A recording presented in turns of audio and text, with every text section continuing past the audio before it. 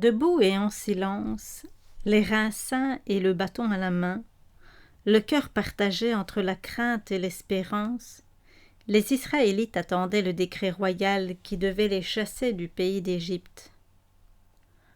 Avant que le jour parût, ils étaient en voyage.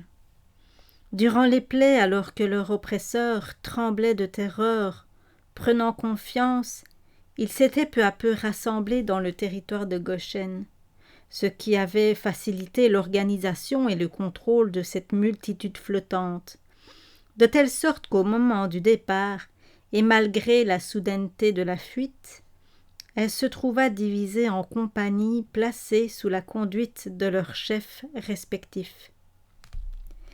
Ils étaient au nombre de 600 000 hommes, sans compter les petits-enfants. En outre, une grande multitude de gens monta avec eux. Cette multitude comprenait non seulement des personnes attirées par la foi au Dieu d'Israël, mais aussi un nombre beaucoup plus considérable de gens qui désiraient échapper aux plaies, ou qu'attiraient la curiosité et l'amour des aventures. Mais ces derniers furent sans cesse pour les Israélites une source d'ennui et de danger. Le peuple emmenait avec lui de nombreux troupeaux de brebis et de bœufs, qui lui appartenaient car il n'avait pas, comme les Égyptiens, vendu ses biens au roi. Le bétail transporté en Égypte par Jacob et ses fils s'était beaucoup multiplié. En outre, avant de quitter l'Égypte sur le conseil de Moïse, chacun avait réclamé le salaire de son travail et resté sans rémunération, et les Égyptiens étaient trop pressés de se débarrasser de leur présence pour leur refuser quoi que ce fût. C'est ainsi qu'Israël quitta le pays de la servitude, comblé des dépouilles de ses oppresseurs. Cette journée achevait d'accomplir la prédiction faite à Abraham longtemps auparavant. Ta postérité sera étrangère dans un pays qui ne lui appartiendra pas. Elle y sera asservie et opprimée pendant 400 ans. Mais je jugerai à son tour la nation à laquelle tes descendants auront été asservis, et ensuite ils sortiront avec de grandes richesses. Les 400 ans étaient révolus. Le même jour, toutes les armées de l'Éternel sortirent du pays d'Égypte. En quittant l'Égypte, les Israélites emportaient avec eux un dépôt précieux, les ossements de Joseph, qui depuis si longtemps attendait l'accomplissement de la promesse divine et qui, durant les longues années de la servitude, avait parlé de délivrance à Israël. Lorsque le Pharaon eut laissé partir le peuple, Dieu ne conduisit pas les Israélites par le chemin du pays des Philistins, qui est pourtant le plus court pour se rendre au pays de Canaan. Mais il dirigea ses pas vers le sud, dans la direction de la mer Rouge. En effet, Dieu dit, le peuple pourrait regretter son départ quand il verra la guerre, et il voudra retourner en Égypte. Leur marche à travers la Philistie aurait été entravée par les habitants qui se seraient certainement opposés au passage d'un peuple d'esclaves échappant à l'étreinte de ses maîtres. Or, les Israélites étaient peu préparés à une rencontre avec ce peuple puissant et belliqueux. La foi en Dieu encore plus éclairée, sans armes, non accoutumés à la guerre, l'esprit déprimé par une longue servitude, embarrassé par les femmes, les enfants, les brebis et les bœufs, ils auraient été terrorisés et se seraient découragés. Leur marche vers la mer Rouge révélait à la fois la miséricorde et la sagesse de Dieu. Étant partis de Sukkot, ils campèrent à Étam, à l'extrémité du désert. L'Éternel allait devant eux le jour dans une colonne de nuée pour les guider dans leur chemin, et la nuit dans une colonne de feu pour les éclairer afin qu'il leur fût possible de marcher de jour comme de nuit. La colonne de nuée pendant le jour et la colonne de feu pendant la nuit ne cessèrent jamais d'éclairer le peuple d'Israël. L'Éternel, dit le psalmiste, étendit la nuée pour couvrir les enfants d'Israël, ainsi que la colonne de feu pour les éclairer pendant la nuit. Israël marchait sous l'étendard de son chef invisible. De jour, la nuée dirigeait leurs pas et s'étendait comme un dais au-dessus de la multitude, tempérant par son humide fraîcheur les ardeurs brûlantes du désert. De nuit, elle se transformait en colonne de feu, illuminant tout le camp et l'assurant de la continuelle présence de Dieu. Dans un des passages les plus beaux et les plus consolants de ces prophéties, Ésaïe fait allusion à la colonne de nuée de feu. Il décrit le soin que Dieu prendra de son peuple lors de la grande lutte finale avec les puissances du mal.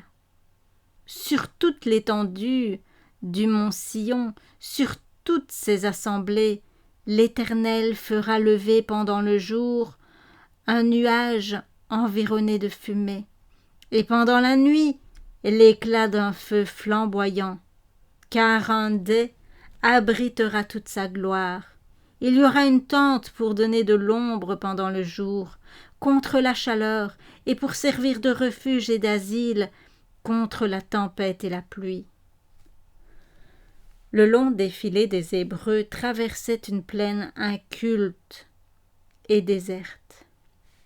Le voyage s'avérait long et fatigant, et l'on commençait à se demander où cette aventure allait aboutir. La crainte d'une poursuite de la part des Égyptiens agitait déjà quelques cœurs. Alors l'Éternel révéla à Moïse qu'on allait passer derrière une bande de rochers et camper au bord de la mer. Dieu ajouta que le Pharaon allait se mettre à leur poursuite, mais qu'il serait délivré. En Égypte, le bruit courut bientôt qu'au lieu de s'arrêter dans le désert pour adorer Dieu, les Hébreux marchaient tout droit vers la mer Rouge. Les courtisans du Pharaon lui représentèrent que ses esclaves s'étaient enfuis pour toujours, et on se mit à déplorer la folie d'avoir attribué la mort des premiers-nés à la puissance divine. Revenus de leur effroi, les savants expliquèrent que les plaies n'étaient que le résultat de causes naturelles, et chacun de répéter amèrement « Qu'avons-nous donc fait quand nous avons laissé partir Israël, de sorte que nous voilà privés de ses services ?» Puis le Pharaon fit atteler son char, et il prit 600 chars d'élite et tous les chars de l'Égypte, sa cavalerie, ses fantassins et ses capitaines. Bien décidé à intimider les Israélites par un grand déploiement de force, il s'entoura des grands de la couronne et se mit lui-même à la tête de l'armée. Pour obtenir la faveur des dieux et assurer le succès de la campagne, les prêtres se joignirent à l'expédition. On se flattait qu'en ramenant les fugitifs en grande pompe, on rachèterait l'honneur du pays, honneur qui avait souffert aux yeux des nations voisines. Les Hébreux avaient campé au bord d'un bras de mer qui semblait leur opposer une barrière infranchissable, tandis que vers le sud, une montagne aux flancs escarpés leur barrait le passage. Tout à coup, on vit briller dans le lointain les armures et avancer en rang serré les chariots d'avant-garde d'une armée qui, approchant à une allure accélérée, ne tarda pas à apparaître au grand complet. L'épouvante gagna tout le camp d'Israël. Les uns se mirent à crier à l'Éternel, tandis que le plus grand nombre se répandait en lamentations et en plaintes contre Moïse. « N'y avait-il donc pas des tombeaux en Égypte que tu nous aies emmenés pour mourir au désert? Que nous as-tu fait quand tu nous as fait sortir d'Égypte? Ne te disions-nous pas en Égypte, laisse-nous servir les Égyptiens, car il vaut mieux pour nous servir les Égyptiens que de mourir dans le désert. » Navré de voir son peuple manifester si peu de foi en un Dieu qui leur avait donné tant de preuves de sa puissance, Moïse se demandait comment on pouvait lui imputer le danger de la situation actuelle, alors qu'il n'avait fait que suivre ponctuellement les directions divines. Quant à lui, malgré une perspective qui semblait désespérée, il n'avait aucune crainte à l'issue de la crise. D'un ton calme et assuré, il répondit au peuple « N'ayez point de crainte, demeurez tranquille et contemplez la délivrance que l'Éternel va vous accorder en ce jour, car les Égyptiens que vous avez vus aujourd'hui, vous ne les verrez jamais plus. L'Éternel combattra pour vous, et vous n'aurez qu'à rester tranquille. » Ce n'était pas chose facile que de contenir une multitude dépourvue de discipline et de sang-froid. Elle ne tarda pas en effet à se livrer au désordre et à la violence, convaincue qu'elle allait sous peu retomber entre les mains de ses oppresseurs. La foule manifestait bruyamment son affolement. On avait suivi docilement la colonne de nuée comme l'étendard d'un être supérieur qui disait « En avant !» Et maintenant, on se demandait si cette même colonne n'était pas le signe avant-coureur d'une horrible calamité. N'avait-elle pas en effet conduit le peuple dans une impasse et du mauvais côté de la montagne? C'est ainsi qu'à leurs yeux aveuglés, l'ange de Dieu apparaissait comme un présage de désastre. Au moment où l'armée égyptienne, près de rejoindre les Hébreux, croyait déjà tenir sa proie, la colonne de nuée se dressa majestueusement dans les cieux, passa par-dessus le peuple et vint se placer entre lui et l'ennemi. Dès ce moment, une muraille ténébreuse sépara les assaillants des assaillis. N'apercevant plus le camp des Hébreux, les Égyptiens se virent obligés de s'arrêter. D'autre part, à mesure que les ténèbres de la nuit envahissaient cette scène, la paroi obscure devenait pour Israël un puissant réflecteur inondant tout le camp d'un flot de lumière semblable à l'éclat du jour. L'espérance renaissait dans les cœurs. À Moïse qui implorait le ciel, Dieu répondit « Pourquoi cries-tu vers moi ? Dis aux enfants d'Israël de se mettre en marche. Quant à toi, lève ton bâton, élève ta main vers la mer et fends-la. Les enfants d'Israël passeront au milieu de la mer à pied sec. » Décrivant plus tard le passage d'Israël au travers de la mer Rouge, le psalmiste chantera « Tu te fis un chemin dans la mer, un sentier dans les grandes eaux, sans qu'on pût reconnaître ta trace. Tu as conduit ton peuple comme un troupeau, par la main de Moïse et d'Aaron. » Sur l'ordre de Dieu, Moïse étendit son bâton, et les eaux de la mer se séparèrent de manière à former 2 murailles entre lesquelles Israël s'avança à pied sec. La lumière provenant de la colonne de nuée faisait étinceler les cimes argentées des vagues immobiles et illuminait ce large passage tracé dans les entrailles de la mer et qui se perdait dans l'obscurité de la rive opposée. Les Égyptiens se mirent à leur poursuite et tous les chevaux du pharaon, ses chars et ses cavaliers entrèrent à leur suite au milieu de la mer. À la dernière veille du matin, l'Éternel, du sein de la colonne de feu et de nuée, regarda le camp des Égyptiens et il le mit en déroute.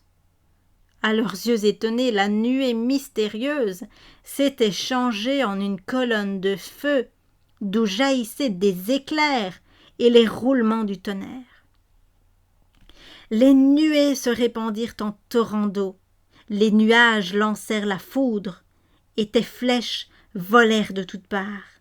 Ton tonnerre gronda dans le tourbillon, les éclairs illuminèrent le monde, la terre fut ébranlée et trembla.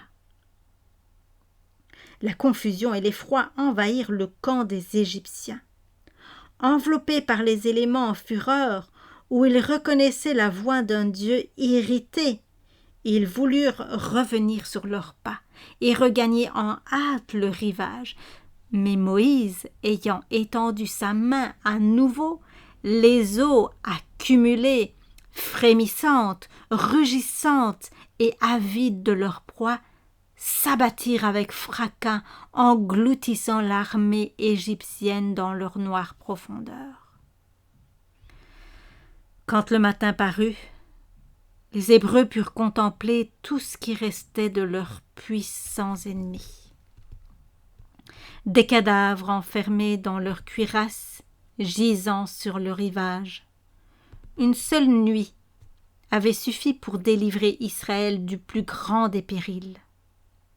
Une foule innombrable et impuissante, composée d'esclaves inaccoutumés au combat, de femmes, d'enfants et de bestiaux arrêtés par la mer et pressés à l'arrière par une puissante armée, avait vu une voie s'ouvrir devant elle à travers l'élément liquide, et ses ennemis, pris au piège, engloutis dans ce même élément, au moment où ils croyaient tenir la victoire. C'était Dieu qui leur avait apporté la délivrance, et vers lui montait leur accent de gratitude et de confiance. Rempli du Saint-Esprit, Moïse chanta, et le peuple entonna à sa suite cet hymne triomphal, le plus ancien et l'un des plus sublimes qui soit connu. Je chanterai à la gloire de l'Éternel, car il a fait éclater sa puissance. Il a précipité dans la mer le cheval et son cavalier. L'Éternel est ma force. À lui vont mes louanges. Il a été mon libérateur. Il est mon Dieu.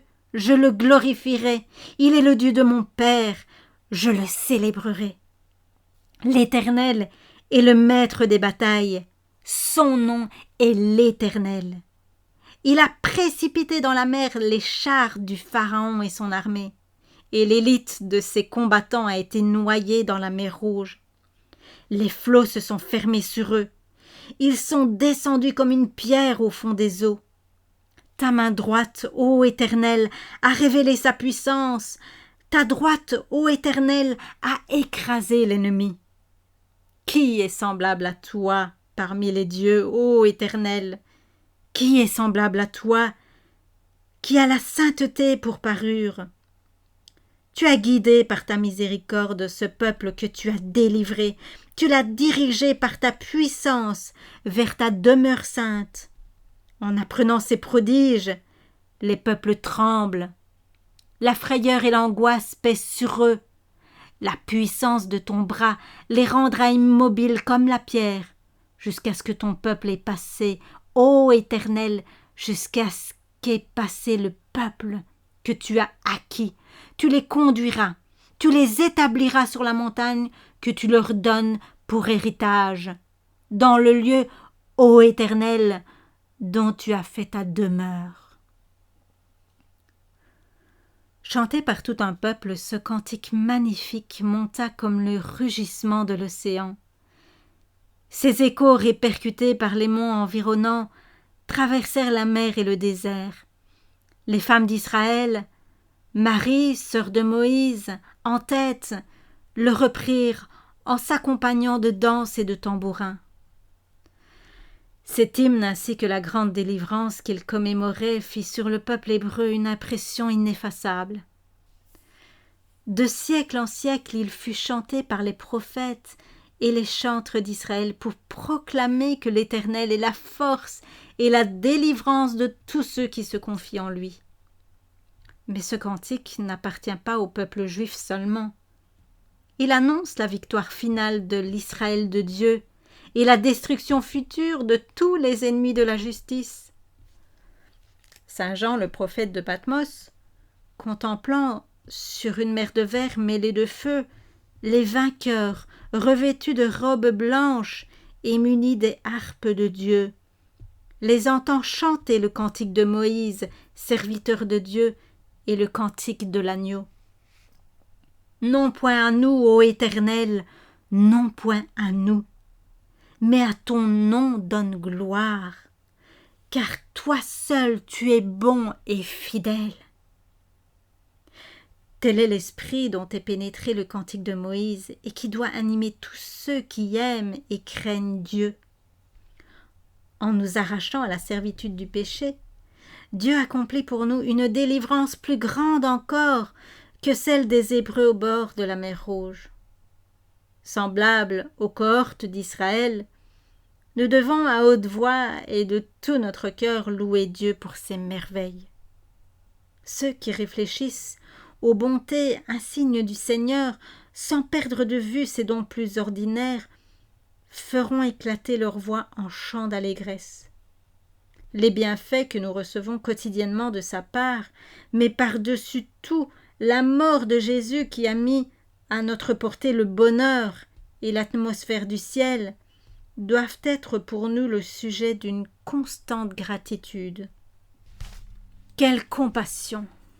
Quel amour incompréhensible Dieu ne nous a-t-il pas témoigné en nous prenant, pauvres pécheurs que nous sommes, dans son intimité et en faisant de nous les objets de sa sollicitude et de sa joie. Quel sacrifice notre Rédempteur n'a-t-il pas consenti pour nous acquérir le titre d'enfants de Dieu? Louons donc le Seigneur pour la bienheureuse espérance que nous apporte le plan du salut, pour les riches bienfaits que nous réserve l'héritage éternel des saints, pour le Christ vivant qui intercède au ciel en notre faveur. Celui qui offre pour sacrifice la louange me glorifie, nous dit le Seigneur. Tous les habitants du ciel s'unissent pour louer Jéhovah. Apprenons dès maintenant à chanter le cantique des anges pour pouvoir nous unir à eux quand nous ferons partie de leur glorieuse phalange. Répétons avec le psalmiste: « Je louerai l'Éternel tant que je vivrai. Je célébrerai mon Dieu tant que j'existerai. Chantez la gloire de son nom, louez-le et rendez-lui gloire. » Afin de manifester sa puissance et pour humilier d'une façon éclatante l'orgueil des oppresseurs de son peuple, Dieu, dans sa sagesse, avait conduit Israël entre une mer et une enceinte de montagne. Il aurait pu le sauver d'une toute autre manière. Mais ce moyen donnait à son peuple l'occasion de prouver sa foi et de manifester sa confiance en Dieu. Tout fatigué et terrifié que fût Israël, s'il avait alors refusé d'avancer sur l'ordre de Moïse, Dieu ne lui aurait pas ouvert une voie de salut. C'est par la foi qu'ils traversèrent la mer Rouge comme une terre sèche. En s'avançant jusqu'au bord de l'eau, ils montrèrent leur confiance en la parole de Dieu prononcée par Moïse. Après qu'ils eurent fait ce qui dépendait d'eux, le puissant d'Israël partagea la mer pour leur ouvrir un passage. Il y a ici un grand encouragement pour les croyants de tous les siècles. Leur vie est souvent traversée de dangers et le devoir semble parfois dur à accomplir.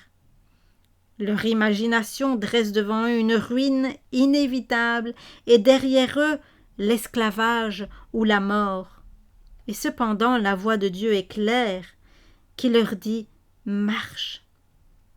À nous d'obéir à la consigne reçue. Peu importe si nos yeux ne peuvent pénétrer les ténèbres qui nous enveloppent et si les ondes froides baignent déjà nos pieds. Les obstacles ne disparaîtront jamais devant un esprit indécis et incrédule. Ceux qui renvoient le moment d'obéir jusqu'à ce qu'ait disparu toute ombre d'incertitude et qu'il ne reste plus aucune possibilité de défaite, n'obéiront jamais. Le doute murmure: « Attends que soient tombées les entraves et que tu vois clair ta voie. » Mais la foi, qui espère tout et qui croit tout, dit courageusement: « En avant !» La nuée ténébreuse pour les Égyptiens répandait des flots de lumière dans le camp des Hébreux et sur la route à suivre. De même, les voies de la providence n'apportent aux incroyants que ténèbres et désespoir, tandis que pour les âmes confiantes, Elle rayonne de lumière et de paix. Le sentier par lequel Dieu nous mène peut traverser le désert ou la mer, mais c'est le sentier de la sécurité.